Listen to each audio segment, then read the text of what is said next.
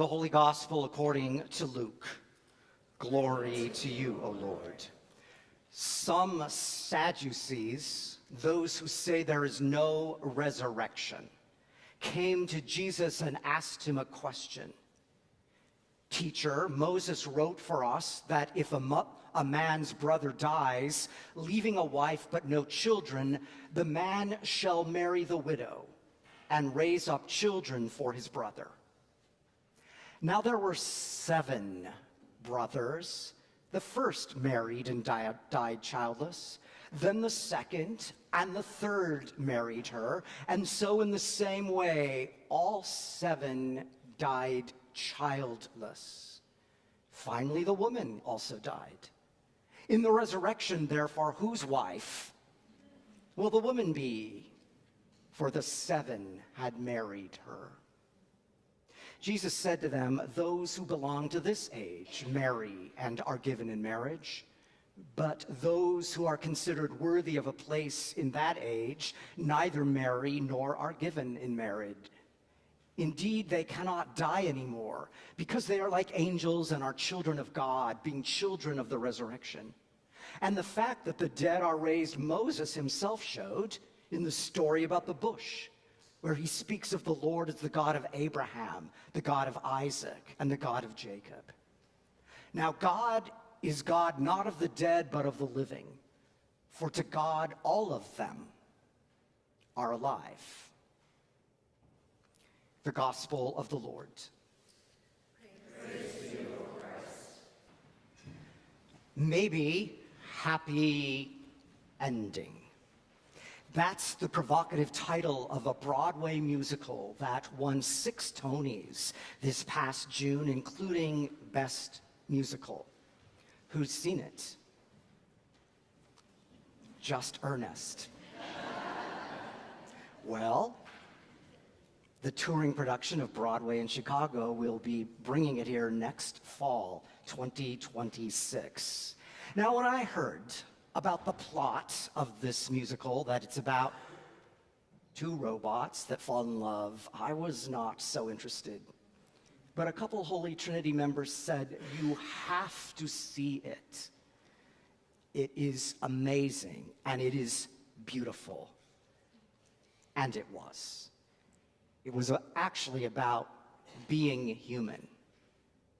So 2 obsolete helper bots for humans are living in what could be called an apartment building, well, for retired robots. Claire's battery is running down fast, so she's young, and she bops across the hall to Oliver's place to borrow a charger. It's not the kind of hookup we normally think about. Thank you for that laughter. Didn't get any last night, so I'm glad you're awake. Claire hooks up to Oliver's charger and a spark is ignited, in both senses of the word, thank you. The story takes place in Seoul, Korea, and these 2 helper bots become soul mates. I'm done. That's the last one. Throughout the show, the eventual ending is always present. When Oliver realizes that Claire's shelf life will end before his, he painfully asks, how can people do this? In other words, how can human beings eventually survive the loss of someone they love? Claire and Oliver wonder if it would be better to erase their memories, because helper bots can actually delete memories. They have passwords. They have an operating system. It's normal to wonder and maybe worry about the future. And artificial intelligence comes to mind, doesn't it? If the ending will bring heartache, why love at all? In fact, the opening song is called Why Love? in the style of Frank Sinatra with poignant words, why love? Why did we bother to try love? So tell me, why love when all things end in goodbye, love? To what end, we may ask? As the well-known quote by Tennyson goes, "'Tis better to have loved and lost than never to have loved at all." To what end is a great question for Advent, especially in a time when there is so much concern about the future of our planet, the future of our country, the future of the church. An extended, a longer Advent season gives us more Sundays to sing Advent hymns, more Sundays to dwell on themes of endings in light of God's promised future. Our scriptures this month put before us themes of eschatology, the so-called last things, judgment, consummation, life after death, the second coming of Christ. People who study the future are called futurists. You could say that early Christians were futurists in a way. Many believed that Christ would return in their lifetime. But as time went on and the second coming was delayed, new questions, new concerns about the future began to surface. In today's reading from 2 Thessalonians, it is clear that the community is shaken by something. Some of them have been told that the day of the Lord has already come. Paul tells them that there must first be a time of rebellion, of lawlessness. He urges them to be faithful. He prays that God would comfort their hearts, strengthen them for every good word and every good work. And then today's gospel. Actually, Pastor Sheree was scheduled to preach and is sick, and I was looking forward to not preaching on the gospel about the 7 brothers for the one bride. In that gospel, the Sadducees, who don't believe in life after death, pose a question for Jesus. It doesn't seem directly to be about love and loss, but it is about relationships. And think of this, except for a few other passing references to the afterlife, this passage is the extent of Jesus' teachings on the resurrection. Now, it's not 7 brides for 7 brothers, as is the title of a movie from the 1950s, but one bride for 7 brothers who in turn die and leave the woman widowed. In the resurrection, in the happy ending and the happily ever after place, whose husband will she be? Did you notice that Jesus doesn't really answer the question directly? In the end, dead or alive, we belong to God. A God of resurrection, a God of life. We simply can't give a description or a definition of what follows the end, life after death.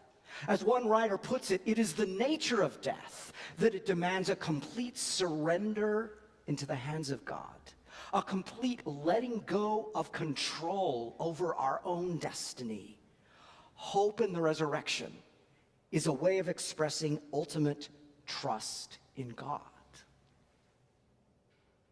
But what of our bodily ends, our bodily deaths? It's shocking for some folks, maybe even you today, to hear that Christians do not believe in the immortality of the soul, but the resurrection of the body. Even if it's beyond our imagination, the point is that our bodies matter. As we heard in Job, for I know that my vindicator, I know that my Redeemer lives, and at the end will stand upon the earth. And after my skin has been destroyed, then in my flesh I will see God. Where does all this lead? To what end? If the span of our life is short, how are we to live? How are we to love? How are we to lean into the infinity of divine love amid all the losses that come our way? How are we to share the risen life of Christ that transcends space, transcends time? To quote Jane Goodall from last week's sermon, your life matters.